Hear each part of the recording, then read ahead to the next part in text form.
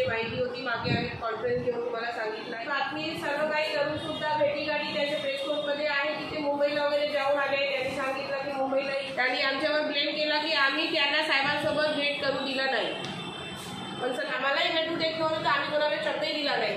त्यामुळे कलकमच्या लोकांनी सांगितलं की पत्रकार संघमध्ये पत्रकार परिषद घेऊन एकच सांगू इच्छितो की मागच्या आठवड्यात कलकमच्या एजंट लोकांनी साहेबांसमोर जो आमचं नाव घेऊन त्यांनी नारेबाजी केली आणि पत्रकार परिषद घेऊन त्यांनी जे आम्हाला गुंड प्रवृत्तीचे म्हणून सांगितलं आहे आणि आमची बदनामी केली आहे, त्यांना आम्ही एकच सांगतो की त्यांनी आम्हाला गुंड कोणत्या बेसवर म्हटले आहे आणि या विषयावर त्यांनी 2 दिवसात जाहीररित्या जर माफी नाही मागितली तर आम्ही पण कानूनच्या बेसवर रीतसर योग्य कारवाई त्यांच्यावर करणार।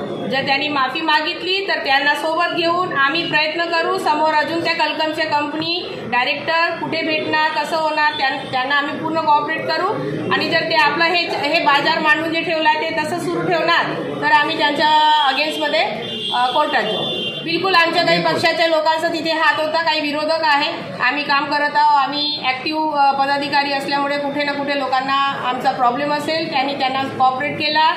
ते जे काही त्याच्याबद्दल आमच्याकडे पुरावे होते ते आम्ही वरिष्ठांना दिला आहे। आमच्या पक्षातले काही विरोधक आहे ज्यांनी हे पक्षाच्या अगेन्स्टमध्ये काम केलं त्यांच्यावरही लवकरात लवकर कारवाई होणार।